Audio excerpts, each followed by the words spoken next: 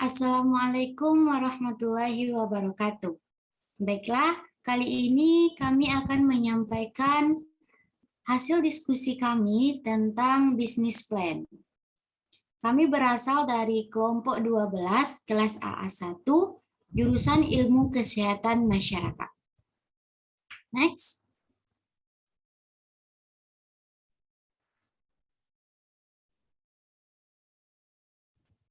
Sebelum kami menyampaikan hasil diskusi kami izin memperkenalkan diri terlebih dahulu.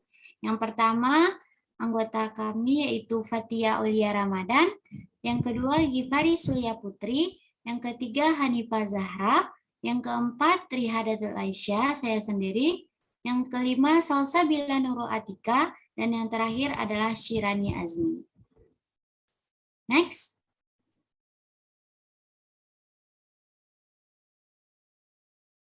Baiklah, materi yang pertama akan disampaikan oleh Fatia Aulia Ramadan. Kami mengambil bisnis, yaitu ingin mengembangkan bisnis susu goreng. Baiklah, kepada Fatia Aulia Ramadan, disilakan.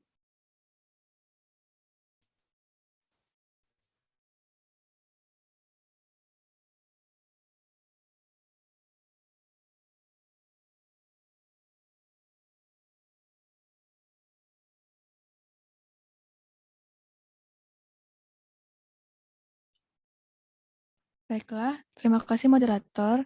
Saya akan menjelaskan mengenai susu goreng. Nah, susu goreng merupakan cemilan yang masih lumayan baru di Indonesia. Susu goreng ini dibuat dengan bahan dasar susu, dan hal uniknya, susu goreng ini di antaranya yaitu susu dengan bahan utama, yang biasanya susu dijadikan bahan tambahan dalam pembuatan makanan dan minuman. Cara menikmatinya beda dari biasanya, di mana susu goreng ini luarnya renyah, lumer di dalamnya dengan rasa gurih dan manis. Olahan cemilan ini dapat ditambahkan berbagai topping untuk menarik minat konsumen. Pembuatannya juga mudah dan bahannya mudah ditemukan serta modalnya juga tidak banyak, jadi sesuai dengan kantong mahasiswa. Next.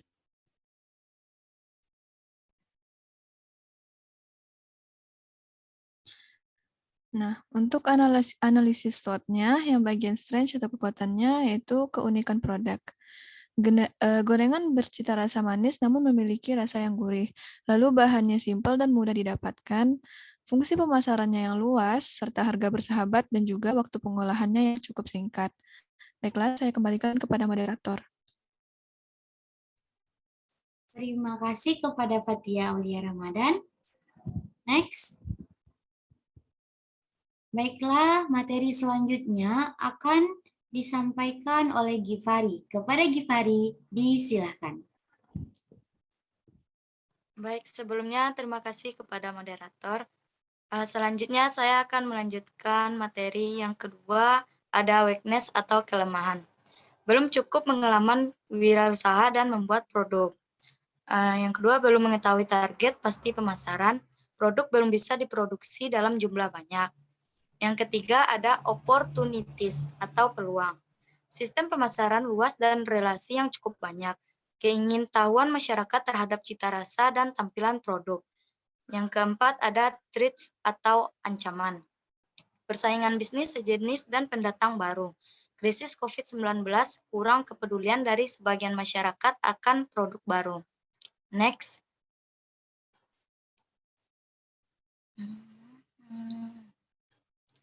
Selanjutnya, perencanaan bisnis.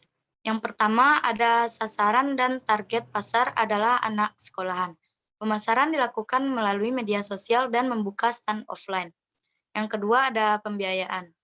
Selanjutnya akan dilanjutkan oleh rekan saya. Dikembalikan kepada moderator.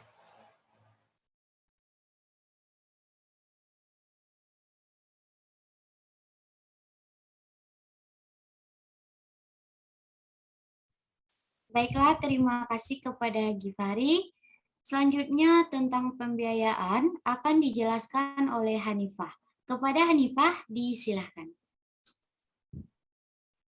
Baiklah, terima kasih kepada moderator. Selanjutnya saya akan memaparkan tentang pembiayaan yang kami butuhkan selama memproduksi susu goreng ini. Nah, jadi dalam pembiayaan produksi susu goreng ini yaitu meliputi biaya alat dan bahan, serta juga meliputi biaya produksi yang akan diperlukan selama proses produksi susu goreng ini. Nah, jadi pembiayaan yang pertama yaitu menyangkut tentang barang dan alat yang dibutuhkan. Untuk yang pertama ada pembelian minyak goreng dimoli sebanyak 4 liter dengan harga satuan barang yaitu Rp20.000, maka total biaya yang diperlukan untuk membeli minyak goreng di sini totalnya adalah Rp80.000. Selanjutnya ada untuk pembelian kemasan atau paper bag, yang mana jumlah kemasan yang dibutuhkan ada 250 buah, dan untuk harga satuannya yaitu Rp1.000, sehingga total harga dari paper bag ini yaitu Rp250.000. Selanjutnya ada talenan, pisau, wajan penggoreng, kompor, spatula, penyaringan minyak, dan juga wadah, yang mana pada setiap alat ini dibutuhkan satu per itemnya. Dan untuk biayanya, di sini kami menggunakan peralatan pribadi, sehingga tidak ada biaya tambahan yang dibutuhkan untuk proses produksi ini.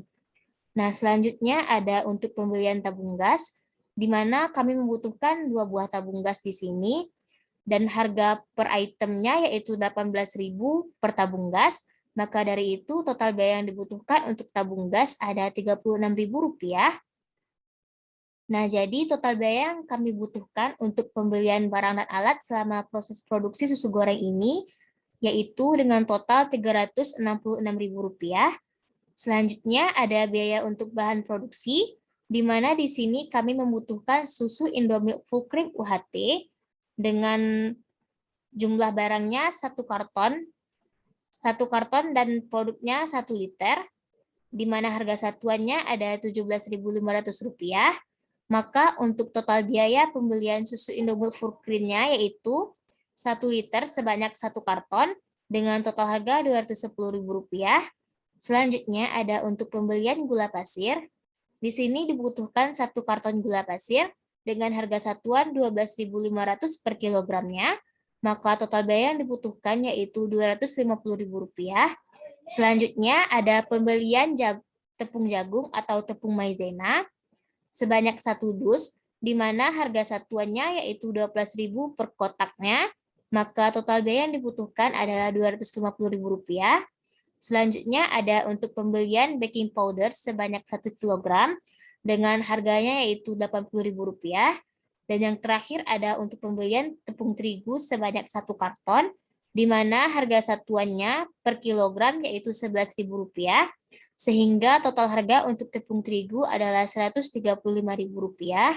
Dan dari rincian bahan produksi tadi, maka didapatkan total biaya produksi yang kita butuhkan yaitu Rp925.000.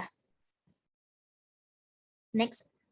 Nah, selanjutnya kita akan memaparkan tentang total biaya yang dibutuhkan selama proses produksi susu goreng ini, yang mana total biaya itu didapatkan dari biaya barang dan alat, ditambahkan dengan biaya bahan yang dibutuhkan selama proses produksi per bulannya, di mana seperti yang telah saya paparkan tadi, biaya barang atau alat yang dibutuhkan yaitu Rp366.000, dan total untuk biaya bahannya yaitu Rp925.000 per bulannya, sehingga biaya total yang dibutuhkan yaitu sebanyak Rp1.291.000 per bulannya.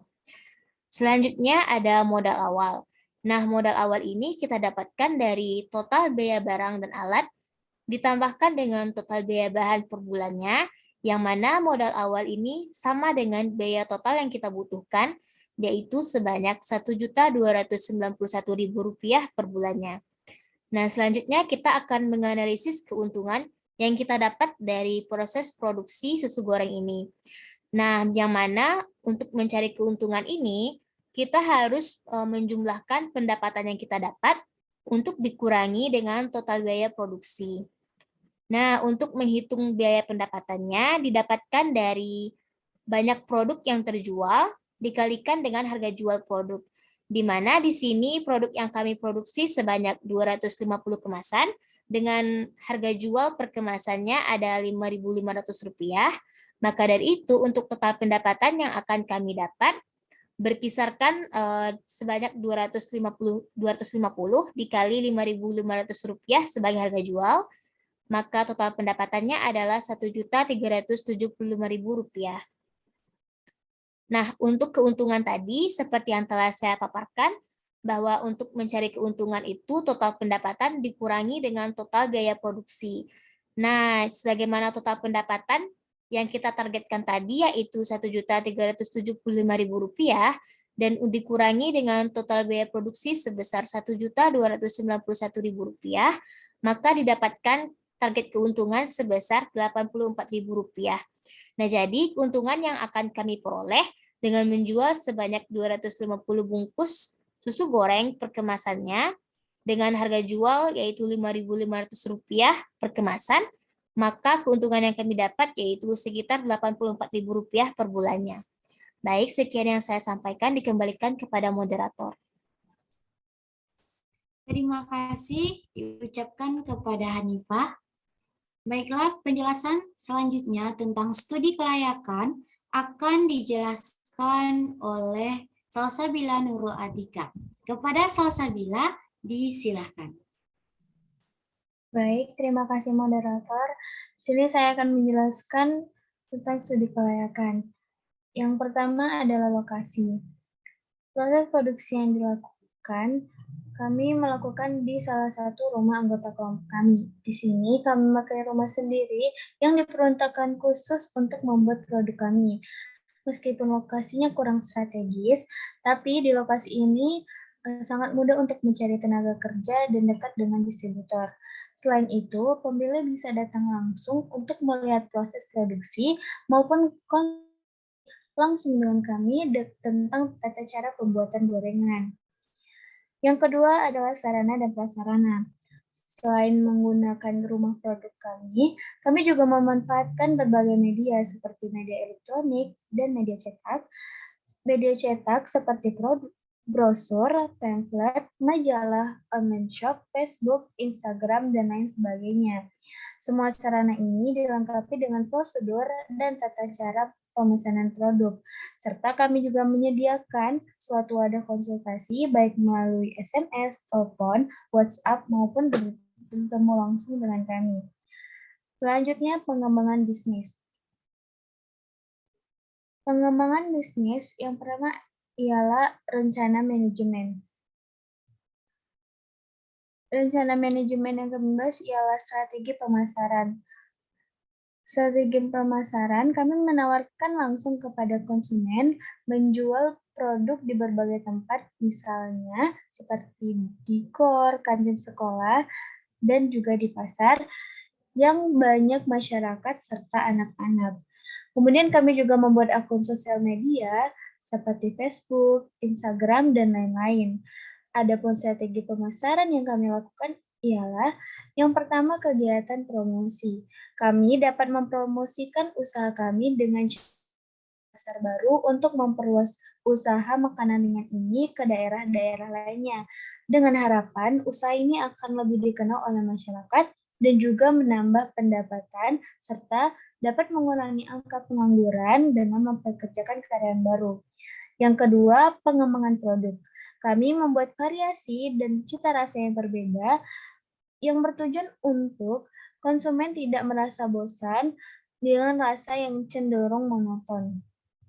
Yang ketiga, pengembangan wilayah pemasaran. Area pemasaran utama kami ialah pasar, yang banyak dilalui oleh masyarakat, anak-anak, ataupun pelajar. Yang keempat, penjualan kolektif. Kami memberikan pilihan pada konsumen dengan menjual lebih dari satu produk dan akan dengan harga yang lebih miring bila dikalkulasikan per produknya. Jika pembelian minimal lebih dari 10 bungkus. Baik, saya serahkan kepada moderator.